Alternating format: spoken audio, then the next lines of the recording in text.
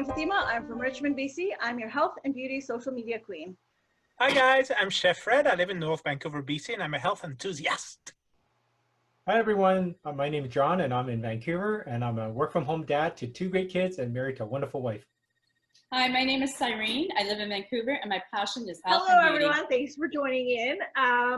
Again, we are continuing with our Healthy Home series, and if you would like a copy of this, you could easily win a copy. All you got to do is like our Facebook page, The Healthy Home Vibes, as well as tag 3 of your friends, share it and comment, and you could be one lucky winner out of 4 of this bestseller. And you can't get it on Amazon, it's completely sold out. So it's a very rare, hot commodity. If you want it, check out our page. So today we're going to be talking about our living spaces.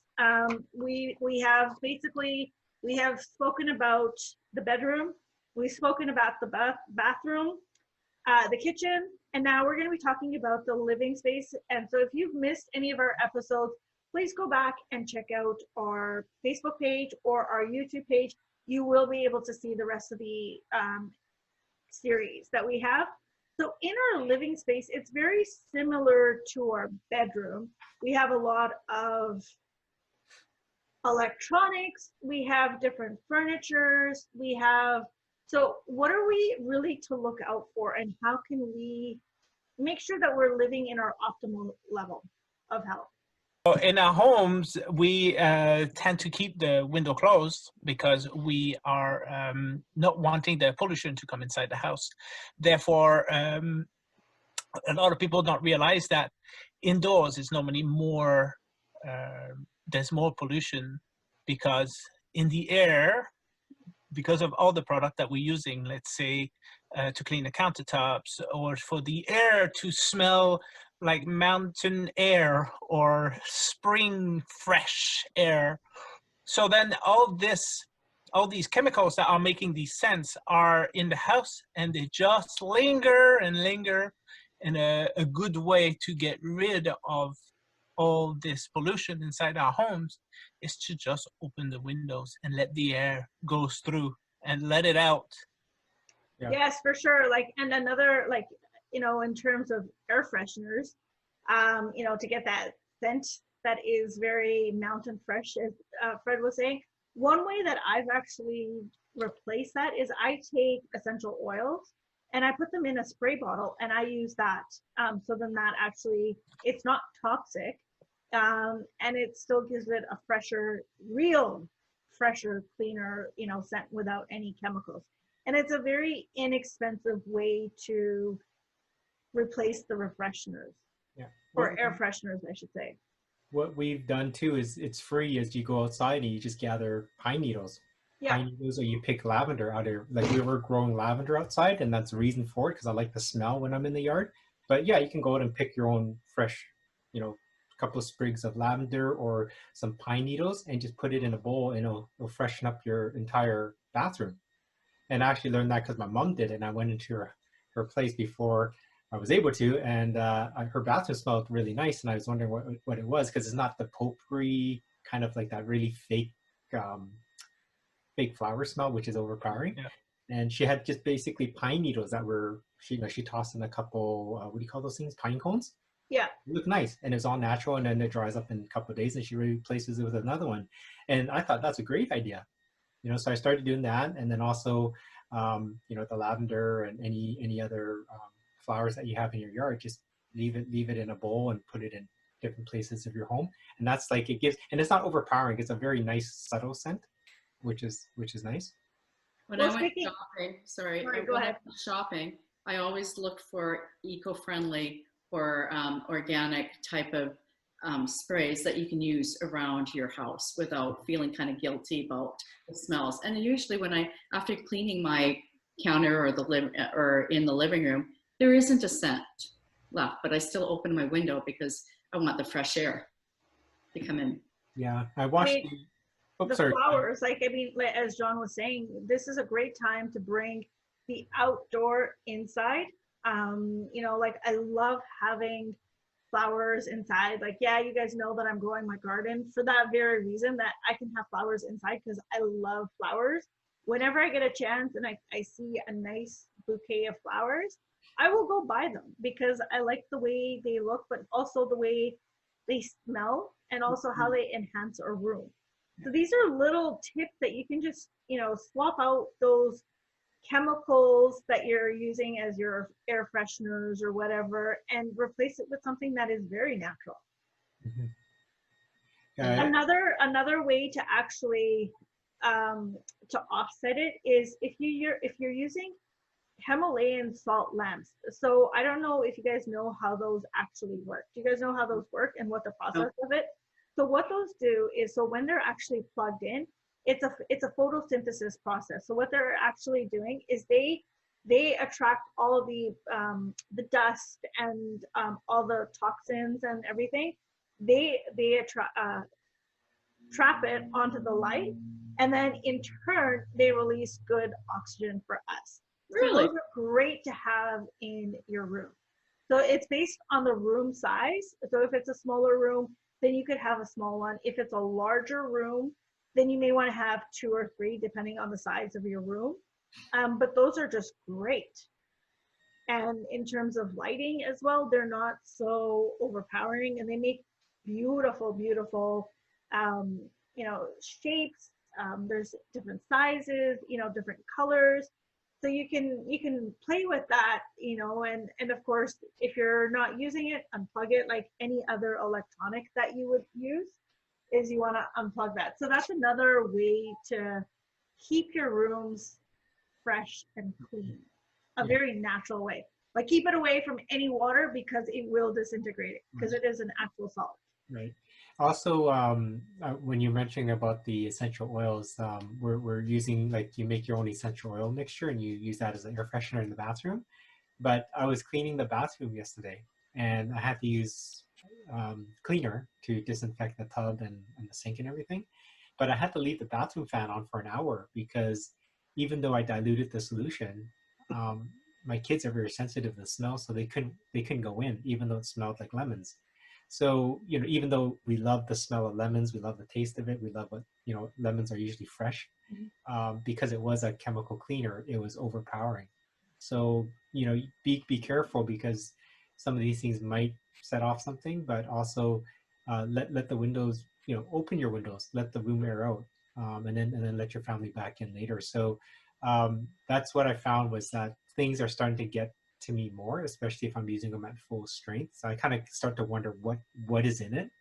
Because if you just use a regular lemon and you mix it with some, you use lemon to clean, because lemons are actually, you can clean with lemon juice and stuff. What is the artificial stuff? Yeah. How did they get that? Yeah. So now we've talked about our cleaners and whatever, but there's also like, we have a lot of dust that collects, right? So you got to be on top of that. Like, are you again using those cleaners to wipe down your dust, but then what are you doing to yourself? Or are you naturally, like, are you wiping it with a cloth and picking up the dust? Well, you have to be very careful, actually, when you're using a vacuum cleaner, because when you're vacuuming, they leach, like, they release some dust into the air afterwards. I noticed that with my vacuum cleaner. So that means that I didn't clean it enough, to start cleaning it. So I have to clean out the filter, make sure there's nothing in there, and then that way it wouldn't, the dust wouldn't come into the air while I'm vacuuming, right? You can always put like an air filter, like a purifier. If you have carpet, a lot of people still, like, I like carpet in the house versus hardwood floors because it cuts down on the dust.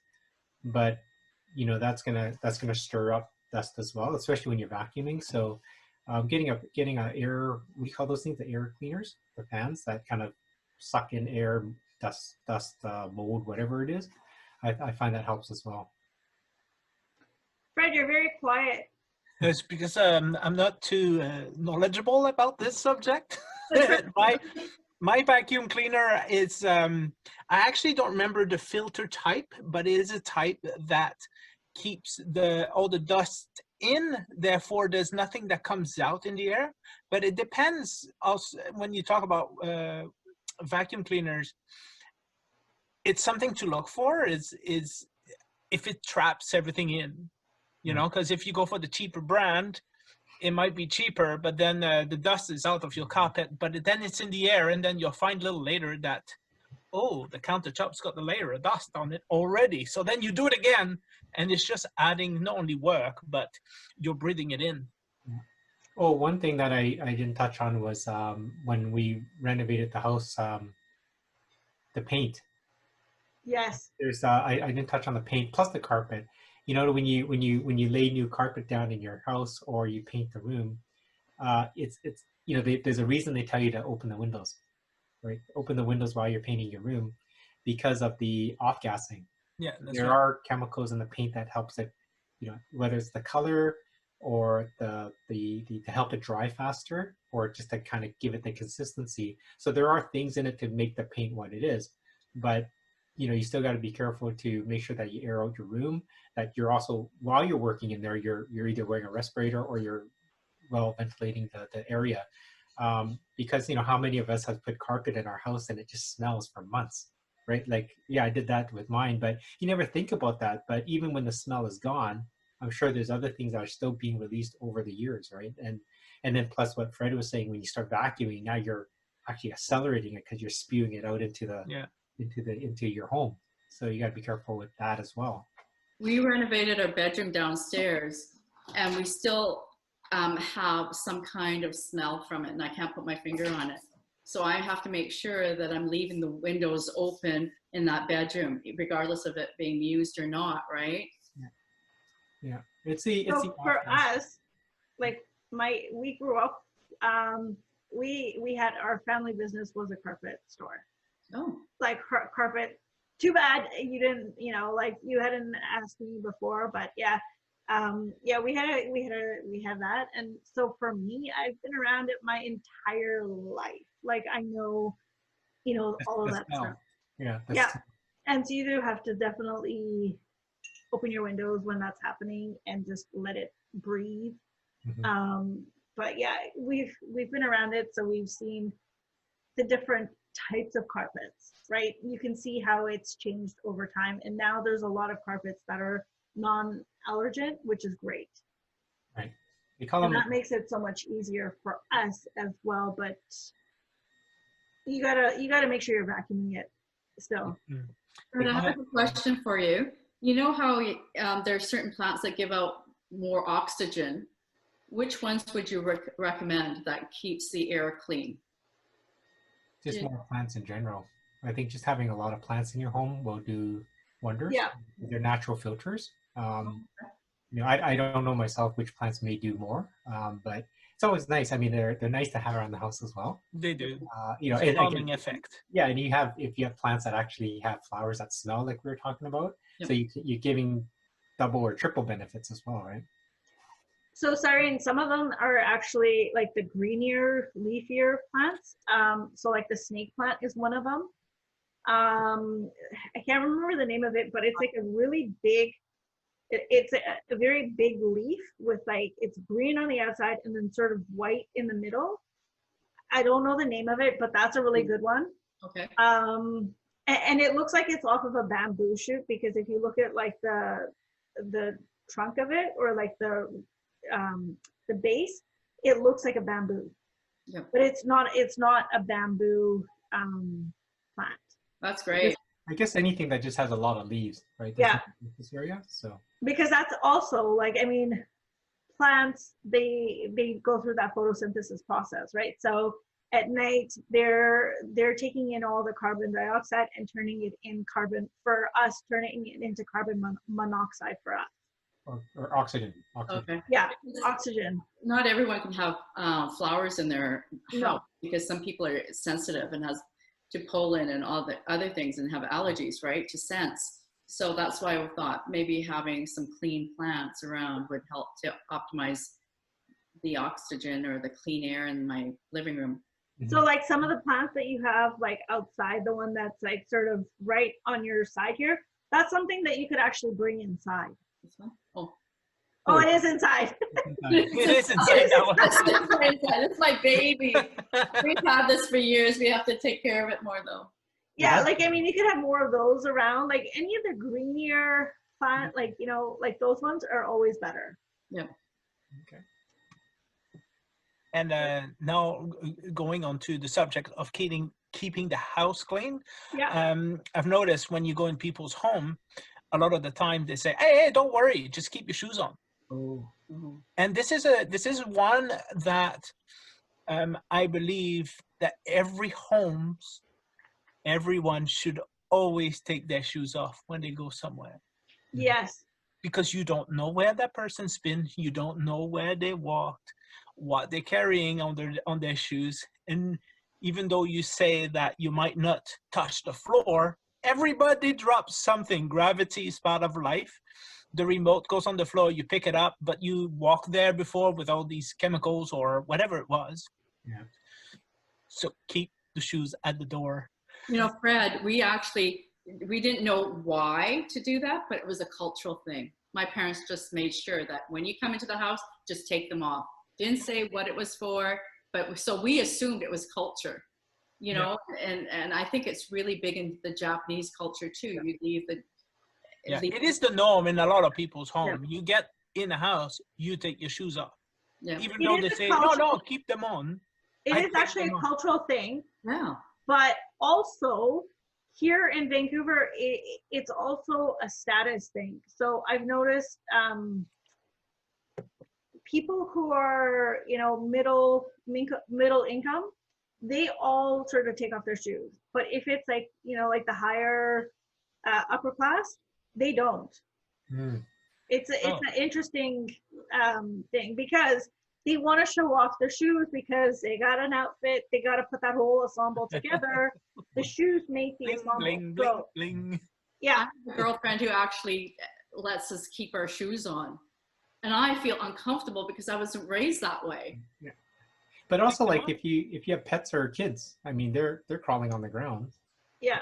They're licking the ground. They're picking things off the ground and they're sticking it in their mouth. So, you know, they're going to be picking up a lot of germs. You know, there's good germs and there's bad germs, but not all germs, not everything. Yeah. So, Like another thing I've actually seen within the Asian culture, and maybe John, you can, is if they go to someone's house or whatever, they'll never go barefoot, but they'll have little Slippers. booties on. Yeah.